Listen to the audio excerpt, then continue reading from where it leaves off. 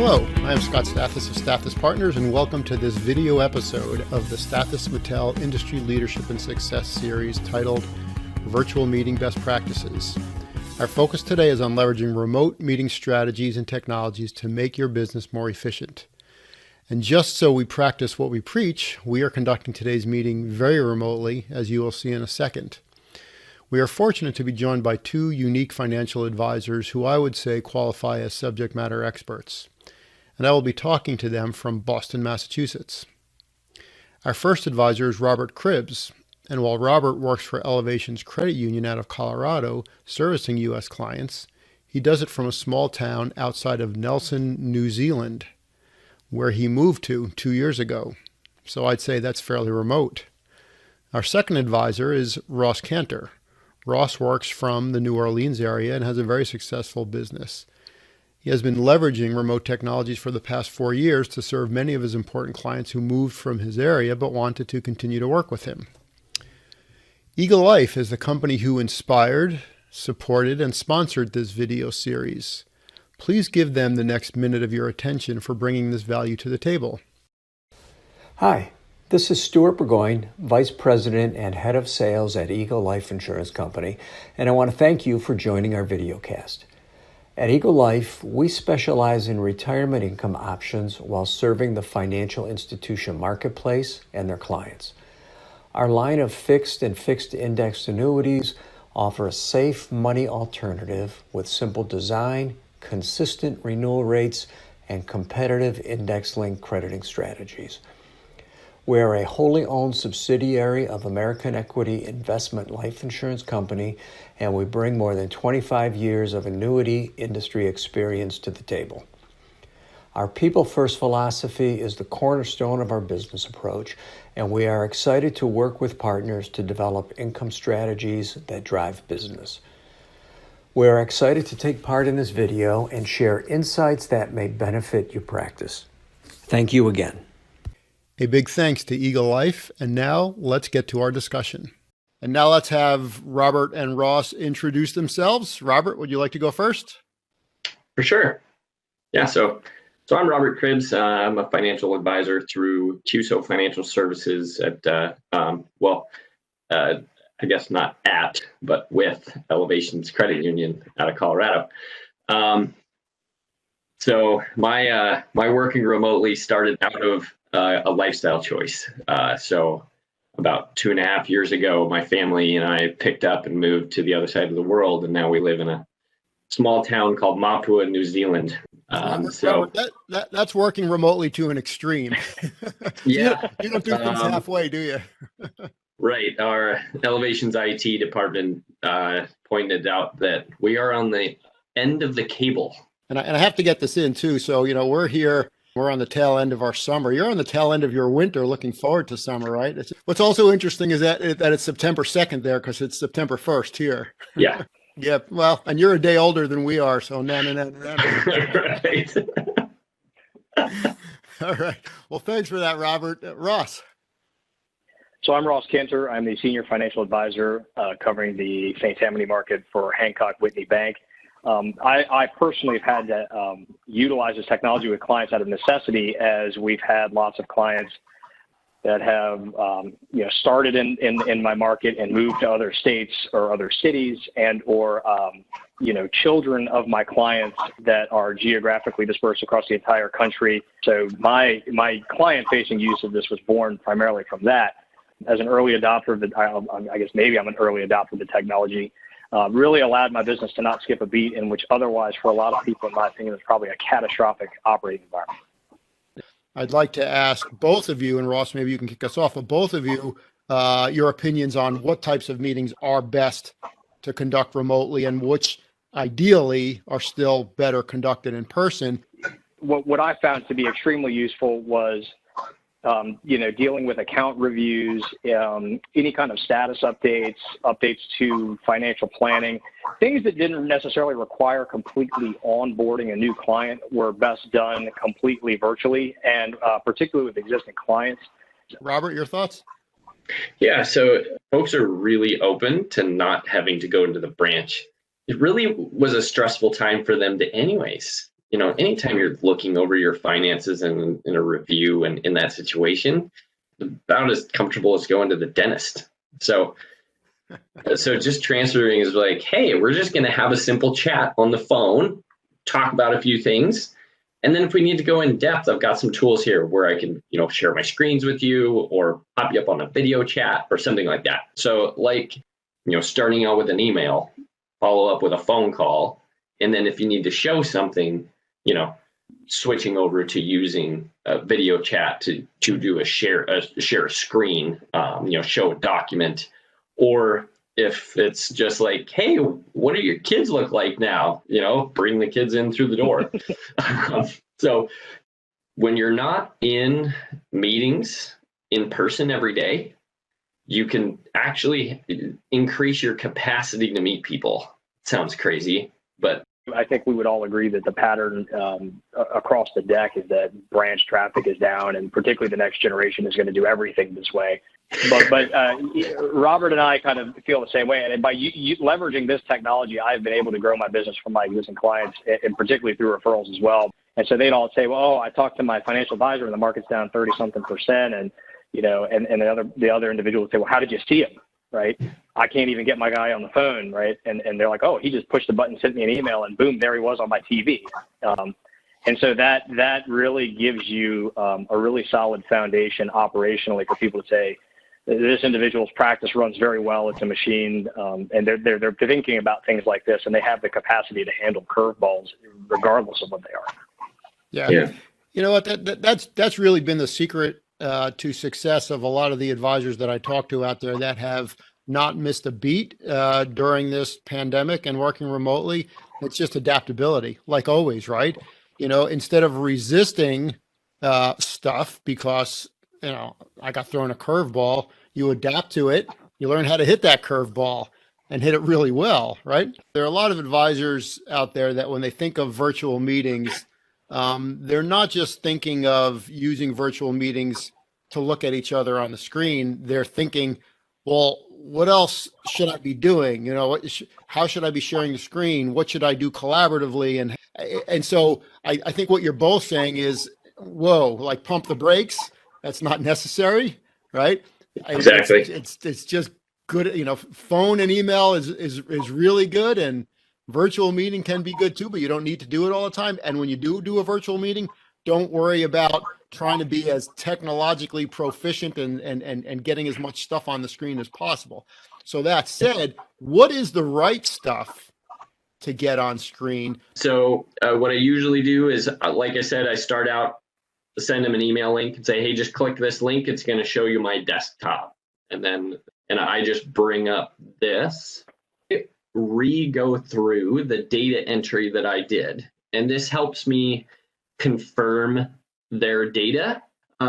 So I go through this whole process, and I start out after grabbing stuff and I go straight to their goals. And so we start out with like, all right, so just to confirm, I kind of had that you had a brief idea that you didn't exactly know when you wanted to retire. So we're going to put you at age 65 and just kind of move around from there. Then we go straight in. We always like to talk about goals first. It's about them and what they want to do, not all these, in-depth little money decisions.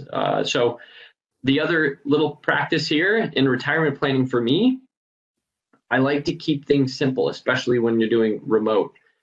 So I like to keep these kind of, hey, we're just kind of focusing on this spot. We can certainly add other things in. Do you see anything we're missing? Revisit that. Like I said, we're just revisiting data entry. This is what I have for your Social Security. This is what I have for your investment assets and so forth. Do you see anything that I'm missing along the way in here?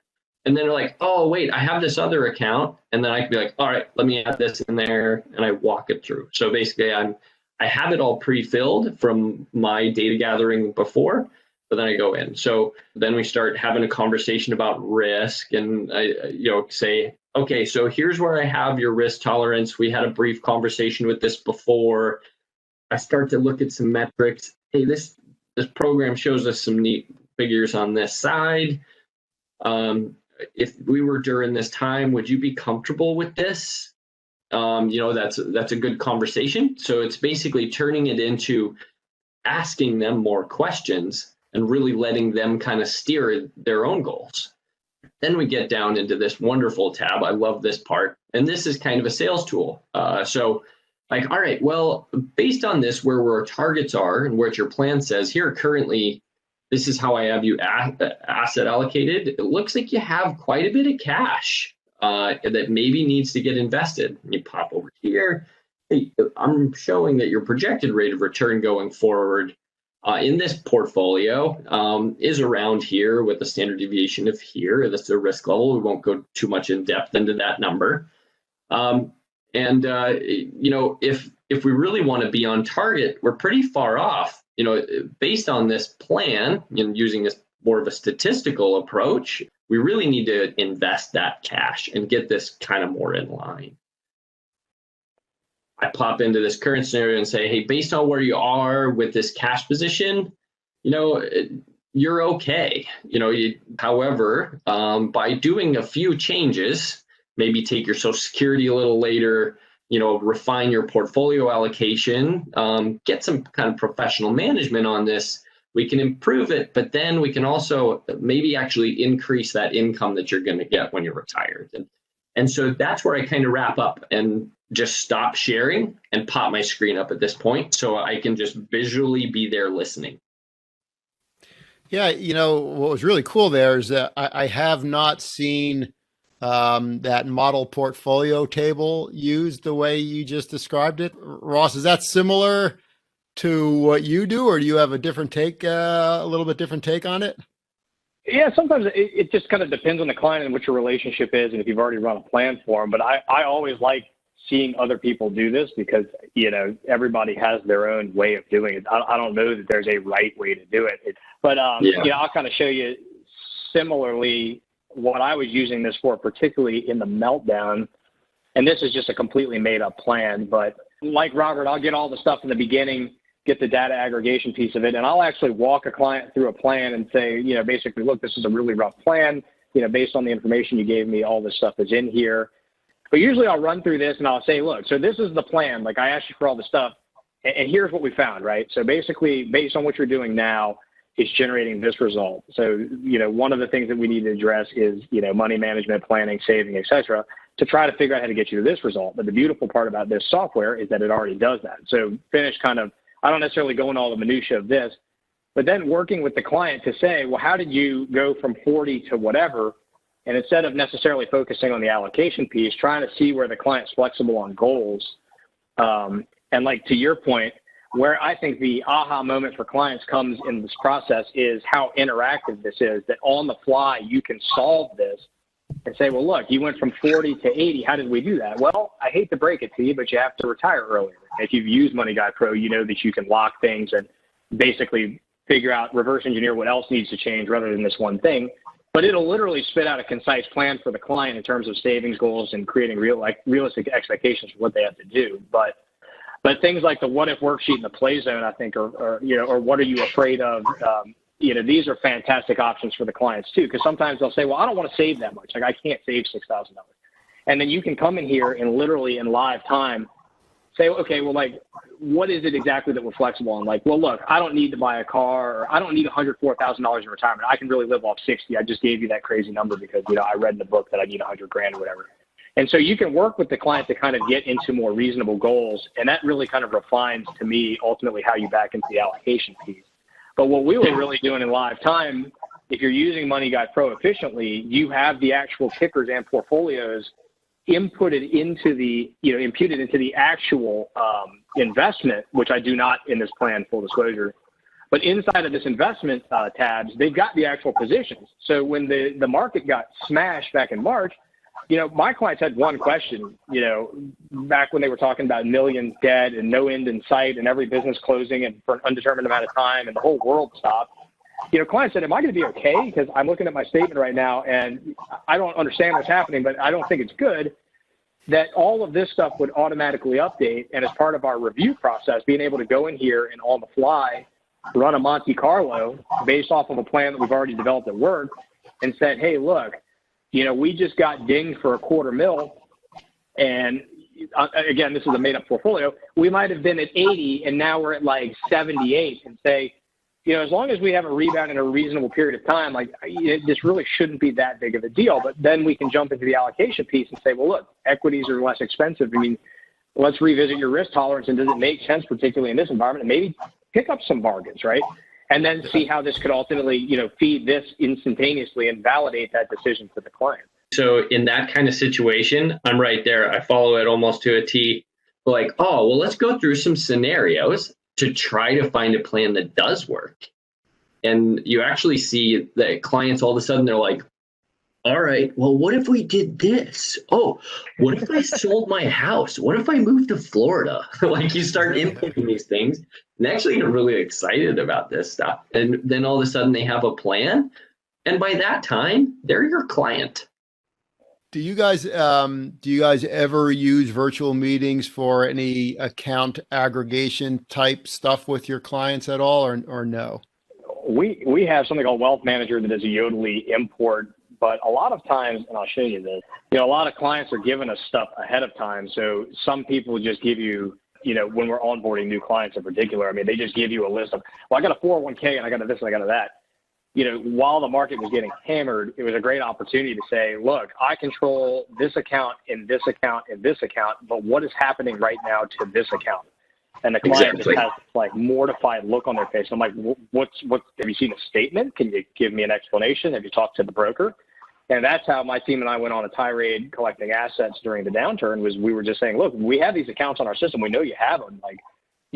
Does it make sense that we're helping you in fixing and changing allocations and all of this stuff, and then just completely ignoring X, Y, Z, but being able to know, when is an opportunity to say, hey, look, I don't control this account. We need to make moves, and to keep your financial plan running smoothly, who's helping you do that? And then that's usually when they say, well, can you just take it, right? That's good stuff. All right. So I'm going to ask you the last question before we wrap this up. So is there anything that you haven't showed us that you might leverage during an annual review? I assume you both have a structured annual review process. I do leverage a tool in Money Guide Pro, which is called the Star Track feature, which basically allows you within Money Guide Pro to memorialize this particular meeting and, what they were doing currently versus the recommended. And as you begin to morph their assets into what you're trying to do every year, you can benchmark this. I had a call with one of my clients that lives in Arizona 2 days ago, and she just basically wanted to see this. So Robert's point, performance didn't come up one time. The entire meeting was basically about, look, are we on track? And Robert really touched on something that's quite principled. If you spend your entire time talking about performance, I mean, is that really a plan? So that gives you a really great benchmark to share with the client, particularly every year when you meet. Hey, look, we're not only are we on track, we're actually doing better than we thought we were going to do. This program is deep. I mean, I could probably spend my whole life and never get through the entire thing, honestly. But the Star Track feature is here. So, when you're creating reports too, what I did for my client, they were saying, well, where were we last year? And I threw that report out. Every one of these that I re-engineer, not only do I Star Track it, but I make it a point to title, version 2020, whatever, and create a report, which then will generate a PDF that I send to the client. But then it also lives in the system forever. So if the client goes, I don't even remember where were we, or did I have this, or did I have that? Well, I don't know. Let's pull it up and look at your balance sheet. And then they say, well, did that make sense? Man, I hope I made the right decision paying off my X, Y, Z. And then we go to Star Track and memorialize it and say, yeah, it didn't really alter anything. So, but that's the whole point of an annual review, is to make sure that you and your clients are, on the same page. Hey, so Ross, it's the end of a Tuesday for you, and Robert, it's the beginning of a Wednesday for you, right? Yeah. So now we're starting to get in the way of Ross's happy hour and your second cup of coffee, Robert. So Yeah. This has been great. Really, really appreciate both of you sharing everything that you shared with us. Very helpful. So thank you both very much again, and thank you to everybody that's watching it. And I think that's a wrap. See you soon. Cool. All right. Thanks.